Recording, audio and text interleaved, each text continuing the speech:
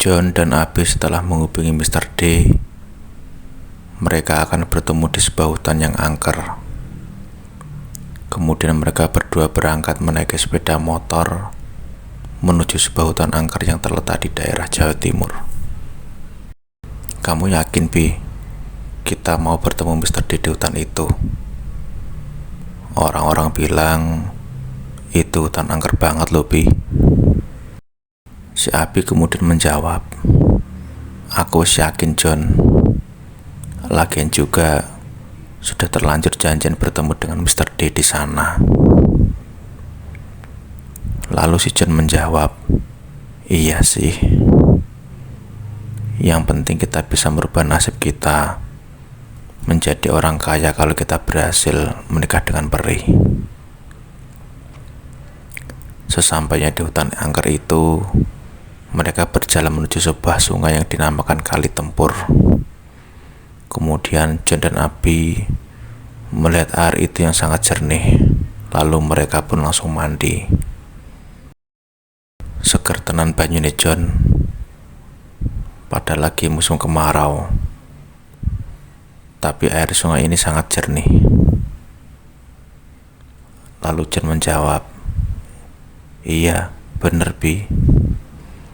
Habis ini kita ngopi di warung atas itu, sekarang menunggu Mr. D datang. Setelah mandi di Kali Tempur, kemudian John dan Abi berjalan menuju sebuah warung kecil yang berada di pinggiran Kali Tempur itu. Lalu mereka memesan kopi dan menunggu Mr. D datang. Tak lama mereka memesan kopi, Mr. D pun datang di warung itu. Mr. D bertanya, apakah ini Mas John dan Mas Abi? Sudah lama Mas menunggu di sini. Kemudian John menjawab, iya, betul Mister. Aku John dan ini Abi.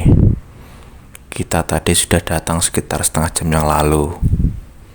Kemudian mandi dulu di Kali Tempur itu.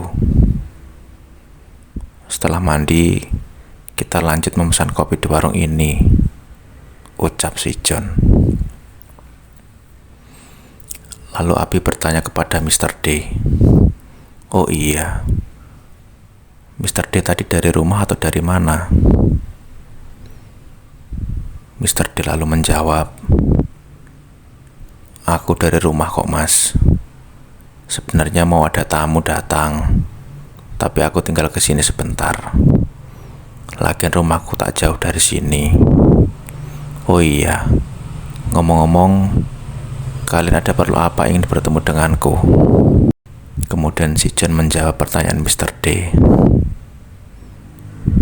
Kita kemarin habis dari rumah Mbah Dukun, yang rumahnya di pinggir hutan itu, Mister.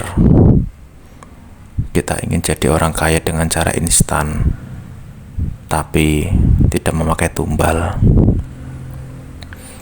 Namun Mbah Dukun itu menyarankan untuk bertemu dengan sampean, Mister. Lalu Mister dia tertawa. Hehehe. Mau jadi orang kaya bekerja toh Mas?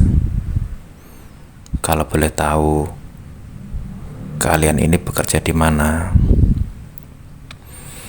Si John menjawab pertanyaan Mr. D. Kita ini pengangguran, Mister. Kita sudah mencoba melamar kerja ke sana kemari, namun tidak ada panggilan sama sekali. Kemudian Mr. D menjawab, kalau di desa memang sulit mencari pekerjaan, paling ya usaha dagang dan bertani kalau di desa seperti ini. Ya wes, aku pulang dulu ya. Soalnya tamuku mungkin ini sudah menunggu di rumah. Nanti kalau ada waktu sampai main saja ke rumahku. Abi pun menjawab, oh nggih Mister, tidak apa-apa. Nanti lain waktu kita pasti main ke rumah sampean.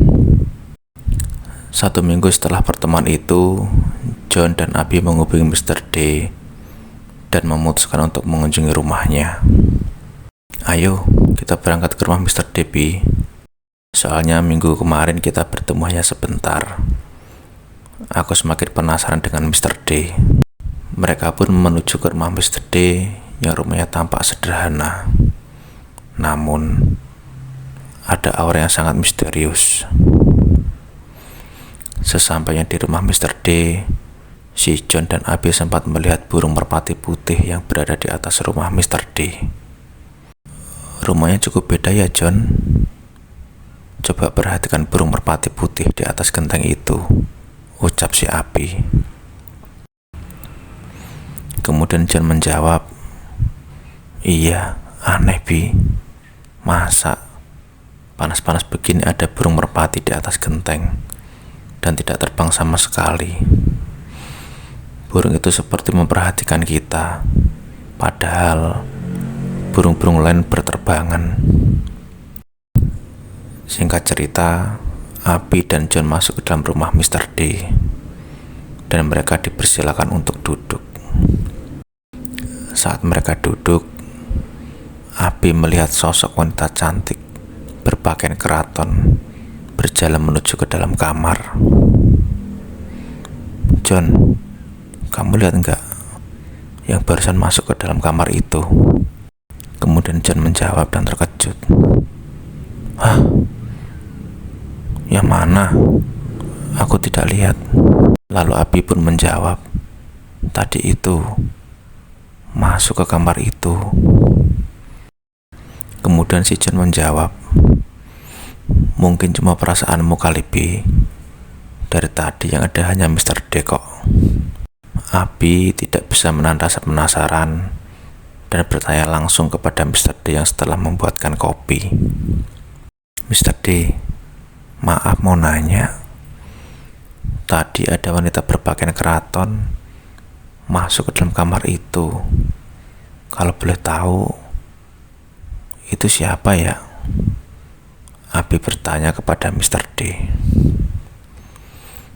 Lalu Mr. D menjawab, loh, kamu bisa melihat apa yang barusan masuk ke dalam kamar itu ya mas? Abi pun langsung menjawab pertanyaan Mr. D. Iya mister, tapi si John tidak melihatnya. Mr. D pun menjawab pertanyaan Abi. Ya wis, monggo diminum dulu kopinya. Kalau sampai ingin tahu siapa yang masuk ke dalam kamar itu, ayo ikut aku masuk ke dalam kamar. Mr. D kemudian mengajak Abi untuk masuk ke dalam kamar itu. Sementara John menunggu di ruang tamu. Saat Abi masuk, dia terkejut melihat seekor ular hijau melingkar di atas sebuah nampan, dikelilingi bunga mawar, bunga melati, dan bunga kantil. Kemudian ular hijau itu berubah menjadi sosok wanita cantik. Seketika Abi pun terkejut dan bertanya, Mr. D, kenapa ada ular hijau melingkar di atas nampan? Mr. D kemudian menjawab, itu ular penjaga, tapi lihat baik-baik ya. Sekejap mata, ular hijau tersebut mengeluarkan asap, dan perlahan dari sela-sela asap itu muncullah seorang wanita cantik dengan pakaian sangat anggun berwarna merah. Abi terdiam dan kebingungan. Loh, kok ularnya bisa berubah jadi wanita cantik? Kemudian bersedih menjawab, itulah istriku dari alam gaib. Dia adalah peri penjaga dan teman sejatiku. John yang sedang menunggu di ruang tamu akhirnya penasaran. Kemudian ketika Mr. D dan Abi keluar dari kamar itu, si John bertanya, memangnya yang di dalam kamar ada apa, Mister? Kenapa tiba-tiba ada asap keluar dari arah kamar? Mr. D lalu menjawab, tadi ada asap itu pertanda istriku berubah wujud menjadi seekor ular. Terkadang berubah menjadi seekor burung merpati putih. kemudian berubah wujud kembali menjadi wanita cantik. Itulah istriku dari alam gaib. Aku memang seorang dukun. Istriku adalah peri yang telah aku nikahi dalam ritual tertentu. Kemudian John menjawab, "Nah, itu tujuan kita sebenarnya, ingin bertemu dengan sampean yang kita bicarakan kemarin sewaktu di hutan angker itu, Mister. Dan tadi, sewaktu kita sampai samping rumah Mister, kita juga sempat melihat burung merpati putih di atas genteng rumah ini." Lalu Abi bertanya kepada Mr. D, "Kalau boleh tahu, dulu awal mula bertemu dengan istri peri sampean itu bagaimana, Mister?" Sambil tersenyum, Mr. D menjawab pertanyaan si Abi. "Dulu sewaktu aku masih kecil, kira-kira umur 7 tahun, aku lagi main di sawah. Kemudian ada wanita cantik yang bersedih sambil duduk di pinggiran sawah. Lalu aku bertanya kepada wanita itu, 'Kenapa Mbak? Kok kamu sedih?' Kemudian wanita itu menatapku dan tiba-tiba aku seperti masuk ke dalam dimensi lain dan sudah berada di sebuah pedesaan yang sangat bersih dan indah. Pohon-pohon tumbuh besar, buah-buahan serta sayuran tumbuh sangat segar. Lalu aku diajak ke dalam rumahnya. Rumah itu sangat indah, dengan bangunan seperti kerajaan. Pilarnya besar, dengan dibaluti dengan ukiran emas. Lalu lantainya marmer yang sangat mengkilat. Kemudian sayup-sayup terdengar suara kentongan. Tok, tok, tok. Dan samar-samar ada yang memanggilku.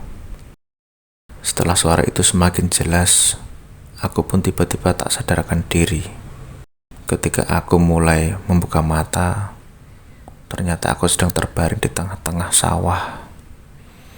Ternyata aku dicari-cari keluarga aku dan beberapa warga desa. Kata Pak Deku yang menemukanku, aku sudah tidak pulang selama 3 hari 3 malam. Masyarakat desa sudah melewati berkali-kali area persawahan itu, namun sama sekali tidak menemukanku. Singkat cerita, setelah kejadian itu, aku sering diikuti wanita itu hingga aku tumbuh dewasa. Wanita itu bernama Dewi Sekar Kenconowati. Setelah dewasa, aku kembali diajak di rumahnya untuk yang kedua kalinya. Lalu diperkenalkan dengan orang tua Dewi Sekar Kenconowati.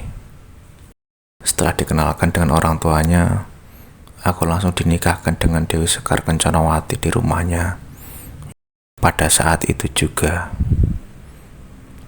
Hingga aku sekarang mempunyai 2 orang anak hasil pernikahanku dengan istriku. Anakku bukan sesosok manusia, tapi sesosok jin atau makhluk gaib. Sekarang anakku tinggal di rumah mertuaku di alam gaib, dan istriku yang membantu profesiku sebagai dukun atau paranormal hingga saat ini. Sampai sekarang aku sering keluar masuk di alam gaib untuk menemui anakku dan mertuaku. Itulah cerita singkat perjalanan hidupku bertemu dengan istriku, sesosok peri. Kemudian Abi bertanya kepada Mr. D, "Apakah kita bisa menikah dengan peri juga, Mister?" Mr. D pun menjawab, "Jangan dulu. Kalian nanti juga tahu efeknya jika menikah dengan peri. Memang, kalau soal keuangan pasti tercukupi." Singkat cerita, John dan Abi sering diajak oleh Mr. D untuk mengikuti berbagai ritual di tempat-tempat sakral dan misterius selama kurang lebih 3 tahun. Mereka belajar banyak hal tentang dunia gaib. Kemudian Abi pergi merantau ke Jakarta dan si John mendapatkan pekerjaan di daerah Solo. Setelah 1 tahun bekerja di Jakarta, Abi mengambil cuti lalu pulang. Dan menyempatkan waktu untuk berkunjung ke rumah Mr. D. Sesampainya di rumah Mr. D, si Abi terkejut melihat kondisi Mr. D sudah berubah drastis. Mr. D seketika sakit lumpuh dan hanya bisa terbaring di tempat tidur dan duduk. "Loh, Mister, sampai kok jadi lumpuh seperti ini?" Abi bertanya kepada Mr. D. Kemudian Mr. D menjawab, "Aku sudah malas dengan istriku, Dewi Sekar Konconowati. Aku kepingin taubat, Mas. Tapi sama istriku malah dibikin lumpuh seperti ini. Sudah hampir 2 minggu ini aku mulai pergi ke musola untuk sholat, tapi istriku marah-marah dan sering menyerangku hingga seperti ini keadaanku sekarang. Aku pesan ke sampean, Mas. Nanti jika aku sudah tidak ada, tolong teruskan perjuanganku ya. Tolong nanti pas di malam Jumat Kliwon sampai datang ke makamku ya. Nanti aku kasih sesuatu kepadamu." Lalu Abi menjawab, "Wah, sampai ngomong apa sih, Mister? Jangan kayak gitu ngomongnya." Mr. D pun kembali memberikan pesan kepada Abi, "Tenanan aku, Mas. Tolong diingat-ingat pesanku iki yo." Kemudian si Abi berpamitan, "Ya sudah, Mister, aku pamit dulu ya. Soalnya cutiku cuma 4 hari. Mudah-mudahan sampai lekas sembuh." 1 bulan kemudian, Mr. D sudah mulai membaik. Dan ketika John berkunjung ke rumah Mr. D pada hari Sabtu malam, kemudian si John diajak ritual oleh Mr. D di sebuah punden yang manik yang lokasinya tak jauh dari rumah Mr. D. Sebelum dari punden, Mr. D dan John istirahat. Pada esok harinya, Mr. D menyirami pelataran depan rumahnya dan disaksikan langsung oleh John. Si John pun sudah menegurnya untuk tidak banyak beraktivitas karena kondisinya yang belum sembuh maksimal. Dan tak lama kemudian, Mr. D terjatuh dengan sendirinya ketika masih menyirami pelataran rumahnya tersebut. Singkat cerita, Mr. D dilarikan ke puskesmas terdekat dan pihak puskesmas pun tidak sanggup untuk menanganinya. Sampai akhirnya Mr. D langsung dibawa ke rumah sakit ditemani keluarga Mr. D dan John. Setelah malam tiba, Mr. D dikabarkan meninggal dunia. Lalu John menelpon si Abi. "Bi, Mr. D meninggal." Abi pun menjawab, "Innalillahi wa inna ilaihi roji'un." "Kok bisa, John?" Kemudian John menjawab, "Intinya dia mengingkari perjanjian dengan istrinya dengan peri itu. Konsekuensinya adalah kematian." Lalu Abi menjawab, "Wah, kalau begini kita urungkan saja niat kita untuk menikah dengan peri itu, John. Terlalu beresiko. Ya semoga Mr. D tenang di alam sana." "Amin," ucap si John. "Mendingan kita hidup sederhana namun selalu mendapatkan keberkahan, Bi." Akhir cerita, sebuah kekayaan yang instan tidak akan bertahan lama dan hanya bertahan sesaat. Hanya kepada Allah lah kita meminta pertolongan.